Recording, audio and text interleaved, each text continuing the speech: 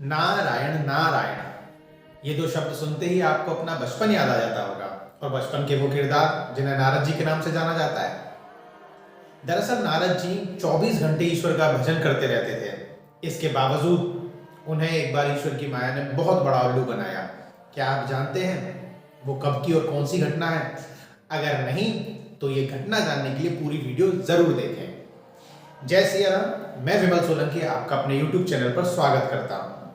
आज हम बात करेंगे ईश्वर के परम भक्त नारद जी के द्वारा किस तरीके से पूरे संसार को ज्ञान दिया गया, लेकिन वो नारद जी भी एक बार ईश्वर की माया की चपेट में आ गए। दरअसल ये बात है उस समय की जिस समय नारद जी को श्राप लग चुका था कि वो 2 घड़ी से ज्यादा कहीं टिक ही नहीं सकते। और आपने देखा भी होगा बहुत सारे नाटकों में नारद जी गए किसी स्थिति में, किसी परिस्थिति में, 2 बार नारायण नारायण किया, अपनी बात कही और वहां से चले गए। ऐसा ही होता था अमूमन। लेकिन एक बार क्या हुआ, वो नारायण नारायण कहते हुए पर्वतों के बीच से और एक बहुत रमणीक स्थल से जा रहे थे। वो स्थल देख करके उनका ध्यान थोड़ा सा लग गया। परमात्मा ने कृपा कर दी और उस कृपा के बलबूते पर नारद जी एक स्थान पर बैठ करके भगवान का नाम जपने लग गए। ईश्वर ने अपनी कृपा के आवरण में नारद जी को ढक दिया, जिसके कारण उनको जो श्राप लगा था, श्राप की गति बढ़ गई। श्राप गति बाधी, उनके श्राप की तो गति बंध गई। और उसके बाद अब नारद जी सुमिरन करते करते ध्यान में चले गए। अब जैसे ही नारद जी का ध्यान गहरी स्थिति में जाने लगा तो एक व्यक्ति को खतरा हुआ। अच्छा, आपको एक बात और बता दूं, कोई भी व्यक्ति कितना भी ध्यान लगाए, इस ध्यान से एक व्यक्ति को सबसे ज्यादा खतरा होता है। उनका नाम क्या है? उनका नाम है देवराज इंद्र। कोई व्यक्ति जरा सी पूजा अर्चना करे, देवराज इंद्र घबरा जाते हैं। भरत जी के प्रसंग में घबरा गए, बहुत बार घबरा गए। क्यों? उन्हें लगता है कि कोई बहुत ज्यादा पूजा करके मेरा सिंहासन ना छीन ले, इसलिए देवराज इंद्र घबराने लग गए। देवराज इंद्र जैसे ही घबराने लग गए तो देवराज इंद्र उन पे एक ही काम है केवल देवताओं पर, देवराज इंद्र पर भी, कि अगर कोई बहुत ज्यादा पूजा पाठ करने लगे तो उसकी पूजा भंग करने के लिए कामदेव को ले आओ, कामदेव को भेज दो और कामदेव अपना काम करेंगे। यही काम किया उन्होंने भी। कामदेव को बुलाया, कामदेव से कहा सुनो भाई, हाँ नारद जी ने समाधि लगा ली है, फिर मैं क्या करूं? आप जाओ और नारद जी को उनकी समाधि को भंग करो। कामदेव ने कहा तुम्हें क्या फायदा होगा? अरे अगर उनकी समाधि लग गई, उन्होंने ज्यादा तप कर लिया तो अगले इंद्र वो बन जाएंगे, मेरी सीट जो है वो ले लेंगे, मेरी सीट, मेरी कुर्सी। तो कुर्सी का चक्कर तो स्वर्ग लोग लेंगे, कुर्सी का चक्कर हर जगह पर है। ऐसी स्थिति में कामदेव ने कहा कि इंद्र जी आपसे एक बात कहें। इंद्र जी ने कहा कहो। आपके कहे अनुसार हम एक बार शिव जी की समाधि भंग करने गए थे। हाँ गए थे। उन्होंने हमारा शरीर जला दिया था। वो तो बहुत प्रयासों के बाद, बहुत प्रार्थना के बाद हमें ये शरीर दोबारा से मिला है। अगर ऐसा अब भी कहीं हुआ फिर?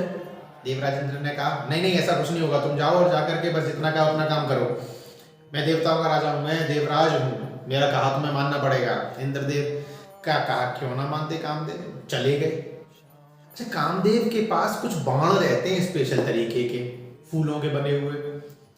कुछ स्त्रियां रहती हैं, कुछ युवतियां रहती हैं, नृत्य होता है। कामदेव अपना पूरा विराट स्वरूप लेकर के पहुंचे, देवराज इंद्र के कहने पर पहुंचे और वहां पहुंचे नारद जी समाधि में नारायण नारायण का जप कर रहे हैं। एक जगह नारायण नारायण का जप चल रहा है, कामदेव आ चुके हैं, तीर बांध लिया है।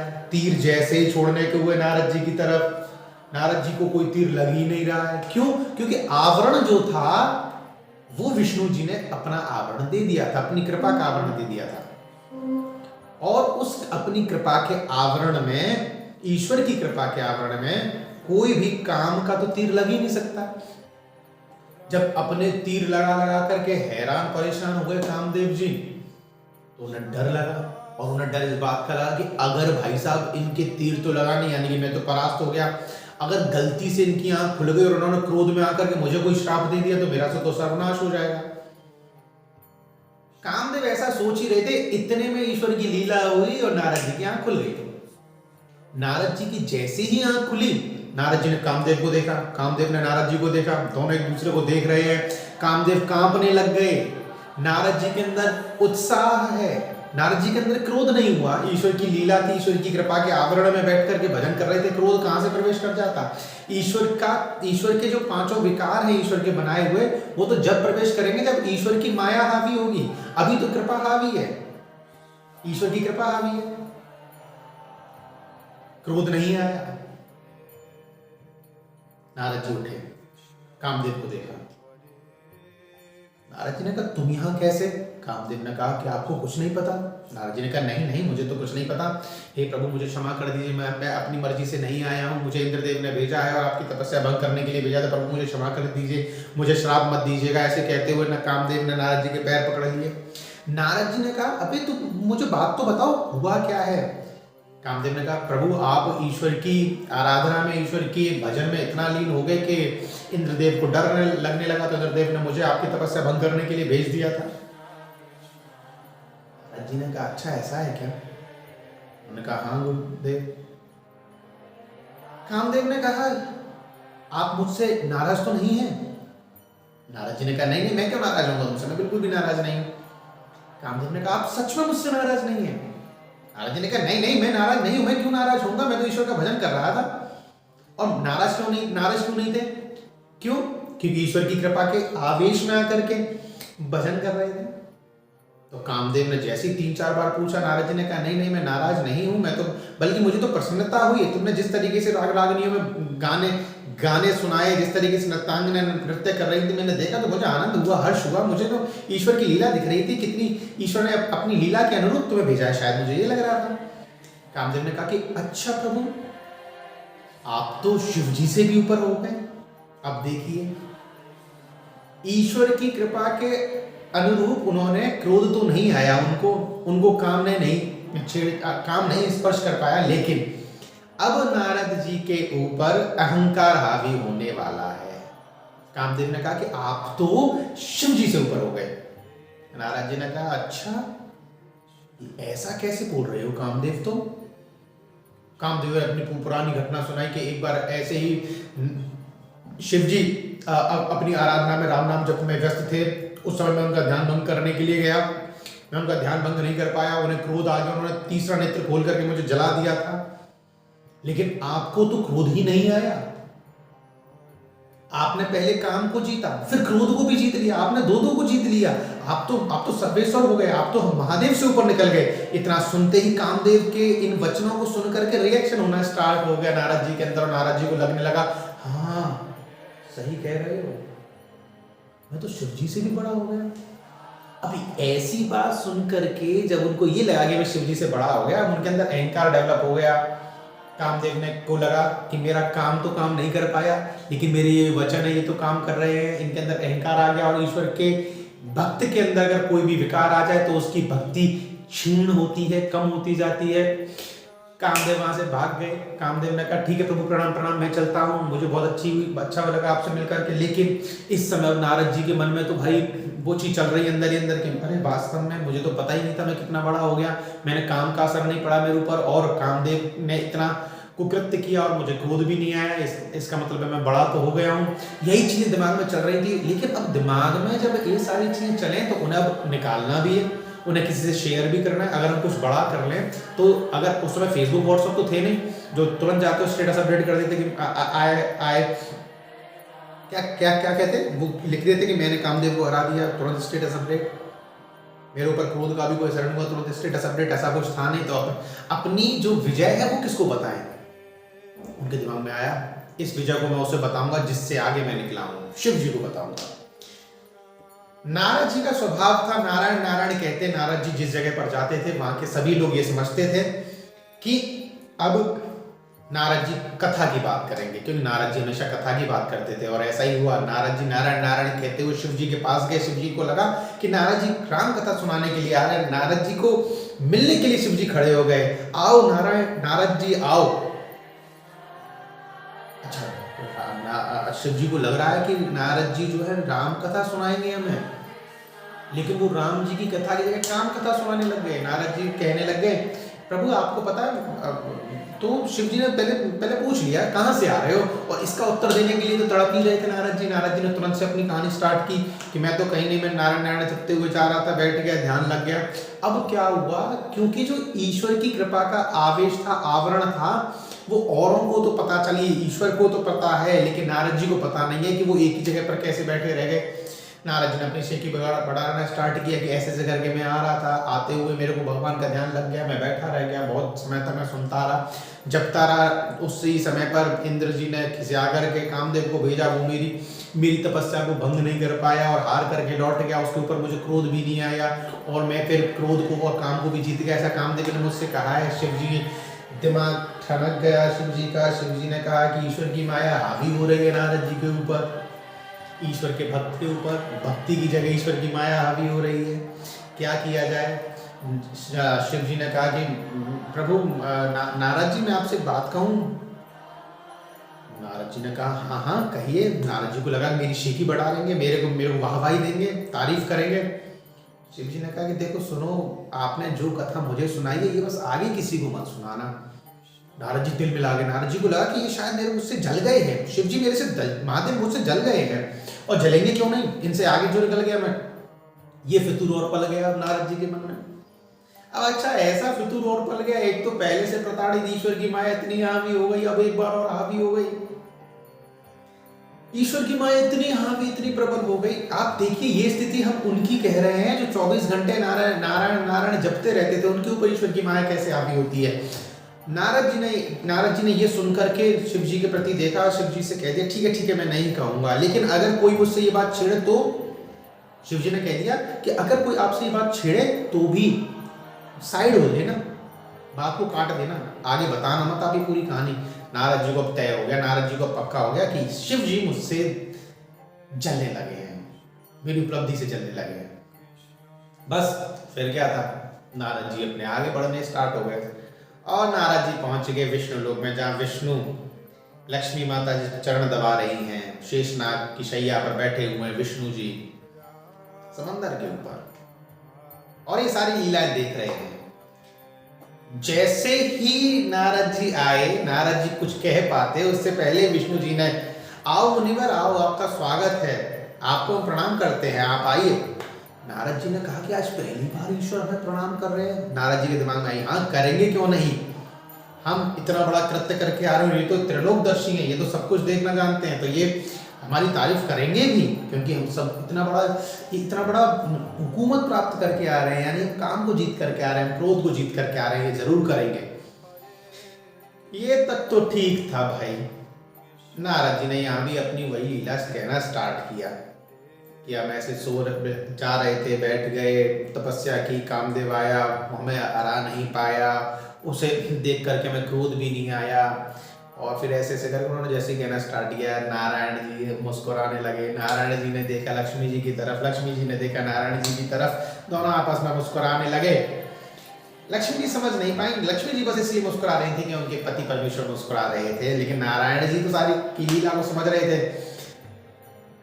नारायण जी ने कहा हाँ नारद जी मैंने सुन लिया, समझ लिया, और आप क्यों नहीं करोगे, आप तो देवों के भी देव हो, आप तो देवों को ज्ञान देते हो, नारद हो आप तो, जिसकी बात कभी रद्द ही ना हो, ऐसे नारद हो आप, आपके लिए ये कौन सा बड़ा काम है। नारद जी ने कहा हाँ आप सही कह रहे हो प्रभु, मेरे लिए कोई बड़ा काम नहीं, लेकिन फिर भी ठीक है। लेकिन अभी यह बात खत्म नहीं होती है। नारायण जी ने अपनी माया को थोड़ा सा और इशारा दे दिया कि जाओ जरा परीक्षा ले लो नारद जी की, इनके ऊपर इन्होंने काम को कैसे जीत लिया, जरा इन्हें भी तो पता चले। नारद जी ने काम को जीता या नहीं, अब इसका परीक्षण होने वाला था। परीक्षण लेने के लिए नारायण जी ने अपनी माया को आदेशित कर दिया था। नारद जी गए भैया, जैसे ही लौट रहे थे तो ईश्वर की माया ने एक माया नगरी बसा दी। उस माया नगरी में एक राजा है जो अपनी कन्या के लिए वर ढूंढ रहा है। कन्या इतनी खूबसूरत जिसका कोई जवाब नहीं, बहुत खूबसूरत कन्या, स्वयंवर होना है। वो कन्या जिसके गले में माला डाल दे वही सर्वस्व हो जाएगा। उस नगर में प्रवेश हो गया नारद जी का। नारद जी ने कन्या को देखा, बुद्धि खराब क्यों? क्योंकि ईश्वर की माया तो ईश्वर के चरणों में, अगर ईश्वर के चरणों में रहेंगे तो माया दूर रहेगी, ईश्वर के चरणों से दूर हो गए तो माया झपट्टा मार देगी। और ईश्वर की माया ने झपट्टा मार दिया काम के रूप में। वो युवती, वो कन्या नारद जी के मन को भा गई। नारद जी ने कहा कि ये तो मुझे ही चाहिए, it is only for me, she is only for me, at any cost मुझे इससे शादी करनी है। कैसे? उनके दिमाग में आ गई, इस संसार में सबसे ज्यादा सुंदर कौन है, उसका चेहरा मिल जाए तो बात बन जाएगी। दिमाग में आ गया सबसे ज्यादा सुंदर तो नारायण जी हैं, उनका चेहरा मिल जाए तो बात बन जाएगी। फटाफट से गए नारायण जी के पास। नारायण जी के पास जाकर के कहने लगे, प्रभु आपकी जरूरत है मुझे। नारायण जी ने कहा बोलिए। मुस्कुराते हुए, नारायण जी सब चीज जानते थे, प्रभु मुझे आपका चेहरा चाहिए। नारायण जी हंसने लगे। नारायण जी ने कहा कि ठीक है, समझ तो हम रहे हैं, लेकिन मेरा चेहरा क्यों? प्रभु ऐसे ऐसे स्वयंवर है वहां, तो आपका चेहरा मिल जाए तो वो युवती मुझे ही वर्ण कर लेगी। उस समय नारद जी ने चौपाई और कही है, जेई विधि होए नाथ हित मूरा, करौ सुबेग दास मैं तोरा। हे प्रभु मुझे आपका चेहरा चाहिए, आपके चेहरे से वो युक्ति मुझे ही वर्ण कर लेगी, और मुझे लगता है इसी में मेरा हित है। तो प्रभु जिसमें मेरा हित हो आप वही कीजिए। उस समय नारायण जी ने कहा, जय विधि होए परम हित, सुनो नारद सुनाऊं तुम्हार। नारद जी आप तो हित की बात कर रहे हो, मैं आपका परम हित चाहता हूँ, आपका जिसमें परम हित होगा मैं वही करूंगा। नारद जी ने कहा ठीक है प्रभु, आप मुझे अपना चेहरा दे दीजिए। नारायण जी ने आशीर्वाद दिया और नारायण जी ने चेहरा दे दिया बंदर का। अब मजे की बात यह कि वो बंदर का चेहरा सबको दिखे, नारद जी को ना दिखे। पहुंच गए स्वयंवर में। स्वयंवर में एक लाइन बैठी हुई थी। अच्छा, उस लाइन में नारायण जी की इस लीला को देखने के लिए शिव जी के 2 गण और आ गए, और वो दोनों गण बगल में ही बैठे गए नारद जी के में। नारद जी ने बंदर का मुंह लगा रखा है और दोनों गण बगल में बैठे हुए हैं। दोनों गणों ने देखा नारद जी को, तारीफ करने लगे। वो दोनों गणों को पता था बंदर का मुंह, फिर भी तारीफ करने लगे, अरे हम तो खामा खा आए हैं, ये सारे राजा खामा खा आए हैं, वास्तव में तो इन्हें कन्या मिलेगी। इनका स्वरूप देखिए कैसे स्वरूप है, नारायण जैसा स्वरूप है स्वयं। नारद जी को लगा कि हाँ नारायण का स्वरूप ही तो लेकर के आया हूँ मैं, आप सही कह रहे हो। देखा नारायण फूल गए, नारद जी और थोड़े से फूल गए। उस समय पर दोनों गण और तारीफ करने लगे और पुलिंदे कसने लगे उनकी तारीफों के। उसी बीच में कन्या का स्वयंवर शुरू हुआ। कन्या इधर उधर चारों तरफ घूमे, उस लाइन में ना आए। नारद जी को लगा कि हो सकता है लास्ट में बस वो देखने जा रही है कौन कौन है, बाकी अंतिम में तो माला हमारी ही पड़ेगी। लेकिन वो उनके आगे से गई कन्या और नारद जी की तरफ से मुंह और फेर लिया। अब नारद जी को बहुत बुरा लगा। नारद जी के चेले, जो शिव जी के चेले थे, जो बगल में 2 गण बैठे हुए थे, वो मुस्कुराने लगे, नारद जी की तरफ देखने लगे। नारद जी ने उनकी तरफ देखा। नारद जी ने कहा क्या बात है, तुम इतना क्यों मुस्कुरा रहे हो? दोनों चेलों ने कहा, हे प्रभु आप इस स्वयंवर में आ तो गए हो, अपनी शकल तो देख लेते।